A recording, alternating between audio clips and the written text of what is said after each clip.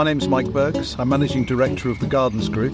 I also represent the Garden Centre Association on all matters to do with Peat Free. I'm Nikki Barker and I work within the RHS Science team. I am the RHS Peat Free Project Coordinator. We're here to share our top tips on gardening without peat. A simple action that you can take in your garden to help wildlife and also to help the environment. But you'll need to make a few changes to the way you garden and the way you care for your plants in order to get the best results from a peat-free environment. So first of all, it's important to choose your compost, and all peat-free mixes are different. So for example, if you're sowing seeds, then look for a compost that says seed and cutting compost on the bag.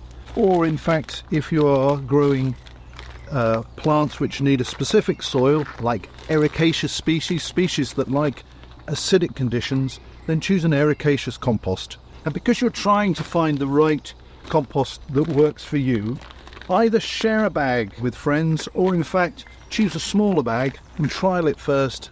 If you're wanting to improve the soil in your beds and borders, then don't use a multi-purpose to do that, which will be more expensive and also uses high-quality materials that we need to save. So the best thing to improve your soils in beds and borders is to use a soil improver, which is cheaper for you to use and also has materials used in it which are environmentally more sustainable. Look out for names like farm manure, soil conditioner, soil improver, soil enricher, but also green waste and digestates are perfect for the job.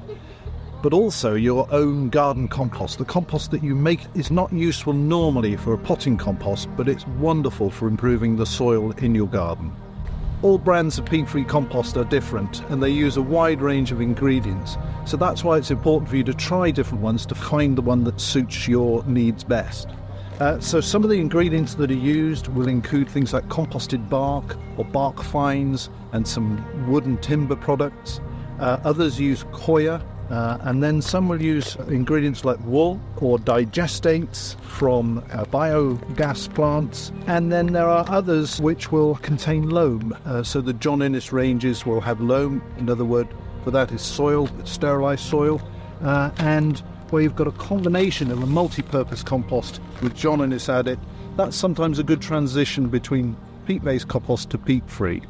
So Mike, we've got quite a different array of composts here and they look different in colour and texture. So start us off with this one. What's that one?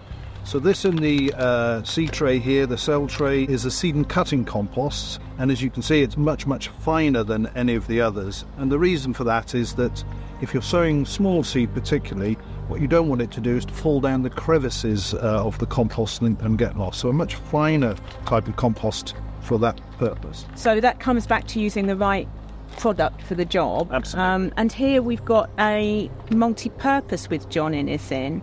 Now that's reasonably fine, but not as fine as that. So you could sow larger seeds like peas and beans in something like this, couldn't you? Yes, I think you could, and it's be used for seed sowing, but also potting on. So very useful from that point of view. But we can see there that it's coarser than the original one we looked at, which is a seed compost. And then we've got these here that are made out of quite a wide range of ingredients, aren't they? Yes, they are. And this one is contains digestates, but it's also got some coir in it and some bark. And it's a fairly coarse compost. And I don't know about you, Nikki, but I think that's a good thing in a compost. It allows for the roots to develop and go all the way down through, definitely for potting. Yeah, definitely for container planting like this. So your seasonal bedding and plants that you're putting out in your containers on your patio, that's brilliant for it.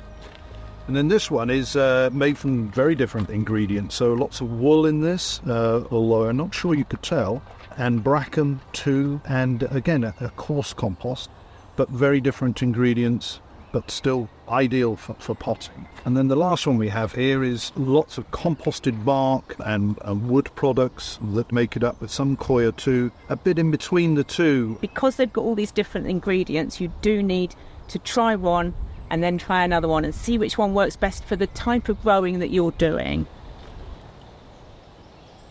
Gardeners and customers are coming to your garden centres and all other retail outlets across the country, and they need advice on peat-free compost. What's the first thing we should do, do you think? Talk to the team in the garden centre, our own staff, very knowledgeable about the sort of composts to use and for which purpose you'd use them.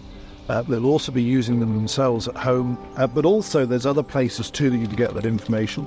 Using, for example, the responsible sourcing scheme shows the environmental soundness of every particular brand of compost.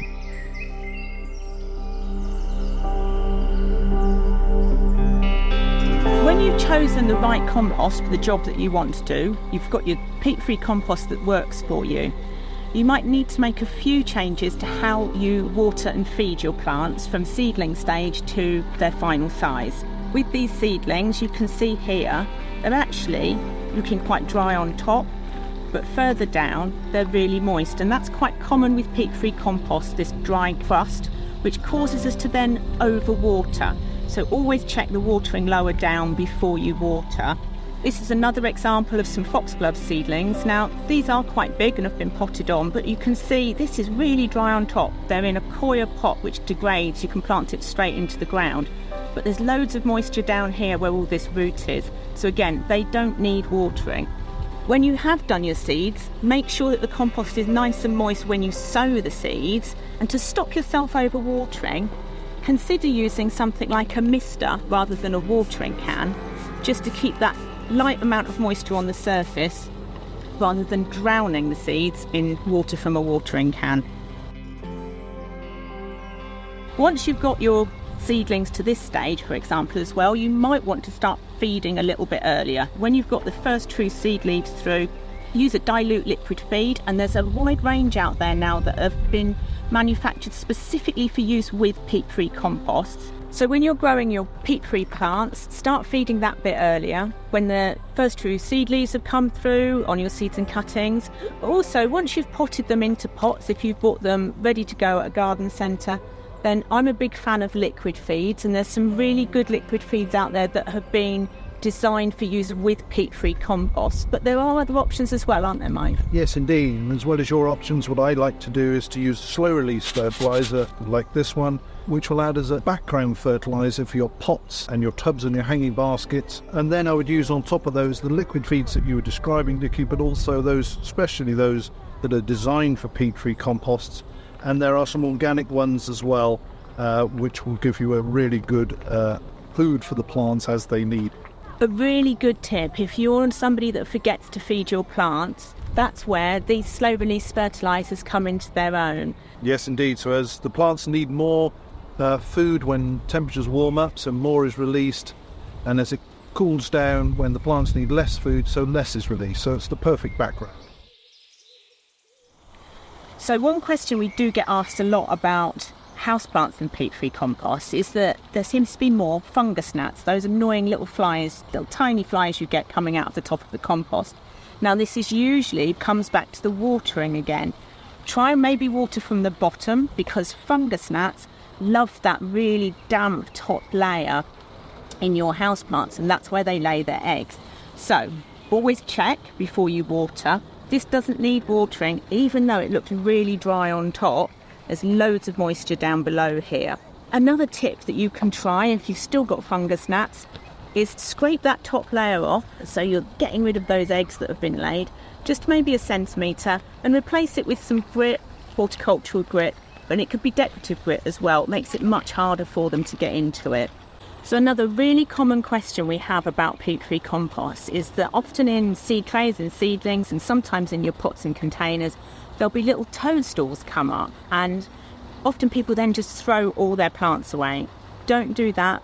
There's absolutely nothing harmful about those toadstools. They're just the fruiting bodies of the mycorrhizal fungi that's in the compost that your plants are growing in.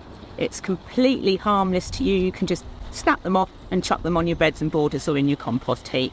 And they're actually all part of the living compost that peat-free composts are. They're made up of wood fibres and composted bark and different ingredients, and they're all part of that. So if you want more information about the brand of compost that you're using, then you can visit the website for that particular brand, and there's also the RHS Peat Free Hub on the RHS website.